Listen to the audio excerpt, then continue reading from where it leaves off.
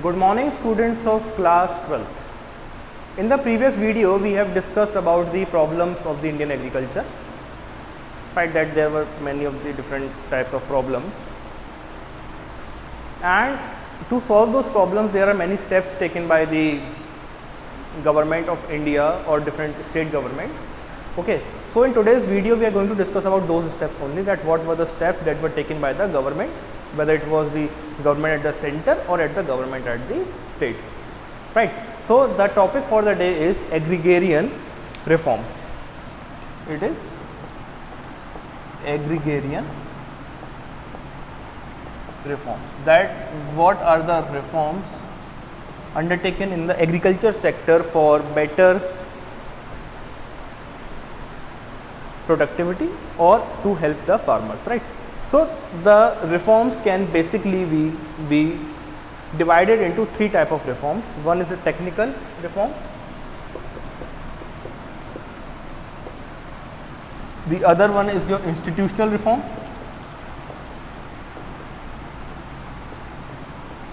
and the third one is your general reform, right.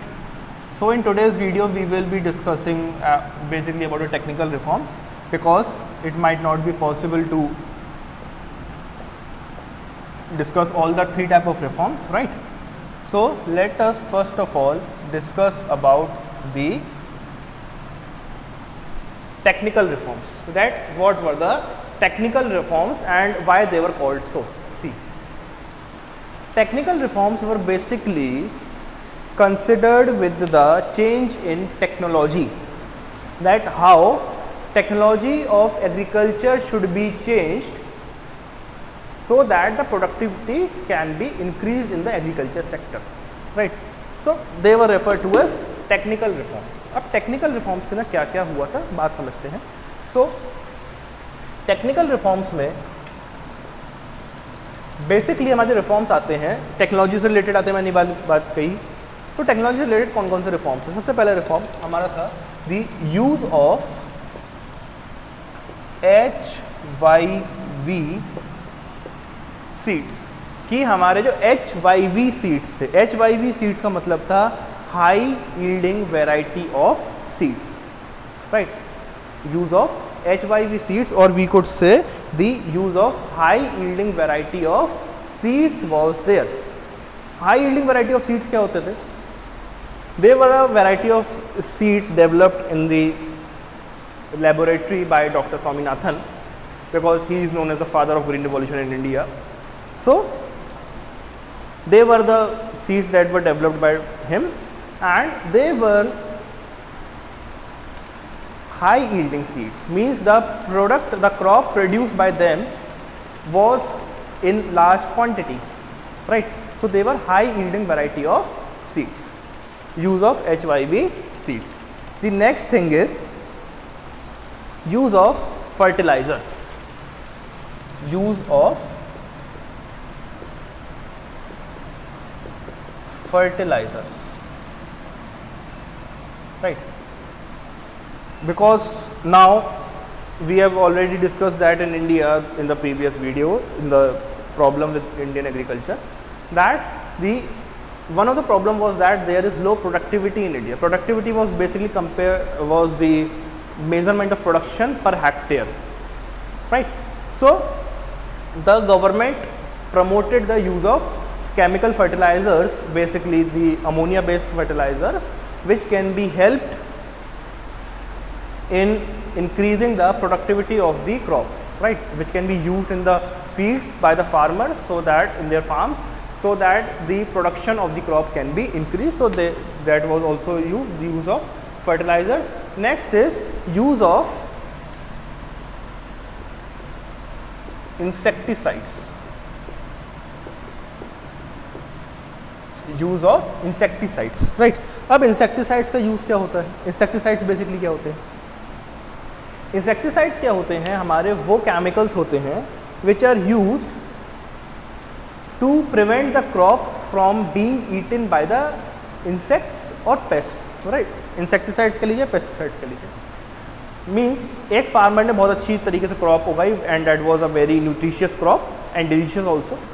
So the crop which is delicious for human being can also be delicious for insects, for some rodents, right? So they can, the insects or the rodents can destroy that crop, they can deteriorate that crop. So to prevent the destruction of the crops from the insects, the pesticides or the insecticides are used so that the crop cannot or should not fail, right, could not fail. So the use of insecticides was also promoted in the technical reforms. And the next is scientific practices. It is scientific practices, right, the use of scientific practices like the people can use tractors, they can use harvesters, these scientific methods, like you also must have read about the drip irrigation or crop rotation or multiple cropping system, right. So these systems should be used so that there can be scientific practices and the productivity of the farmers could be increased by them, right. Scientific practices. And the last one is mechanized means of cultivation, right.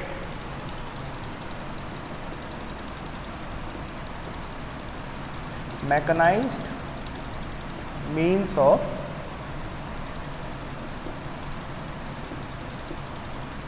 cultivation, right. So the mechanized means of cultivation should be used, whether it is the use of tractors, it can be the use of harvesters, it can be the use of combines, right, or threshers that are used in the fields by the farmers. Okay. So students, these were your technical reforms. Let us understand that them in detail also again. So let us summarize that. So in the technical reforms, basically the reforms that were done in the technological field by the government of India were taken into consideration, right. So the first one was the use of HYV seeds. Use of HYV seeds includes the use of such variety of seeds that increase the productivity at a large scale, and when such type of seeds are used, they basically increase the productivity of the farmers, that is why they are developed. And when they are used on a large scale, they can also help in increasing the production of the crop of the farmers, right.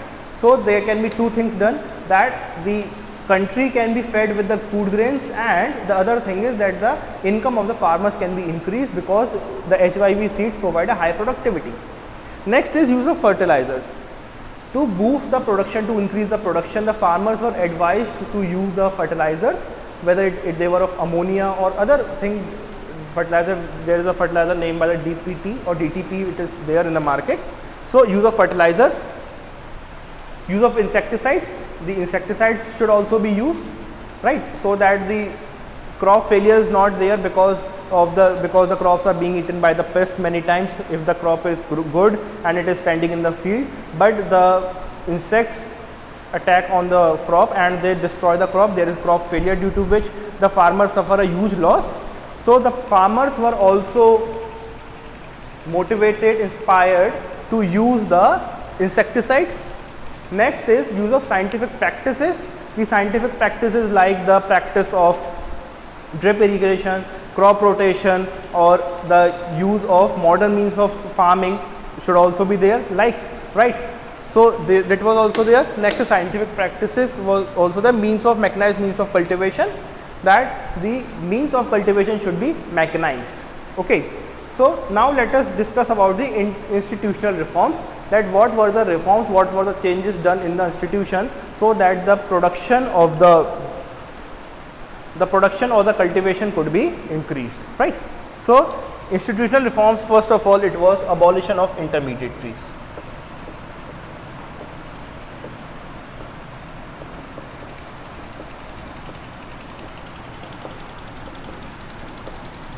That the intermediary should be abolished, right. If there are intermediaries between the government and the farmers, then they should be abolished, and they were abolished, right? A proper system of marketing was established, which is known by the name of APMC, Agriculture Produce Marketing Committee right now. So it is established. Next is regulation of rent.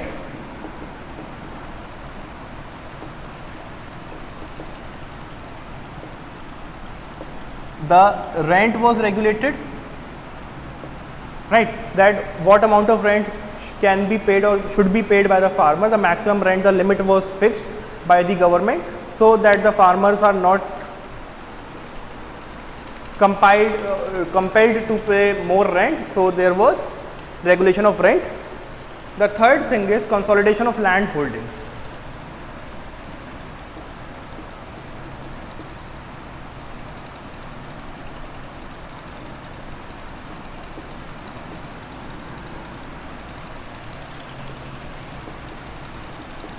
See, in the yesterday's video we have discussed about the land holdings, that the farmers of India have a small and scattered land holding. To fix the problem of this small and scattered land holding, there was a solution made by the government of India, that is consolidation of land holding. You must have read or heard a term known as Chakbandi Lekpal, right? He is an officer of the government in the village. What he do? He does the solution for this problem only, that there is consolidation of land holdings only by the Chakbandi Lekpal, right? If there are different land holdings and they are scattered here and there, so what he do, he will provide the same land to the person, so that there can be consolidation of his land. If there is scattered land, then that land can be consolidated, right? And next is cooperative farming. Next is cooperative farming. So cooperative farming is also a system that in which the farmers are motivated to do cooperative farming, so that they can increase their production. We have discussed about cooperative farming in business also, right? You must have read. So we will meet in the next video. Till then, stay at your homes and stay safe. Thank you.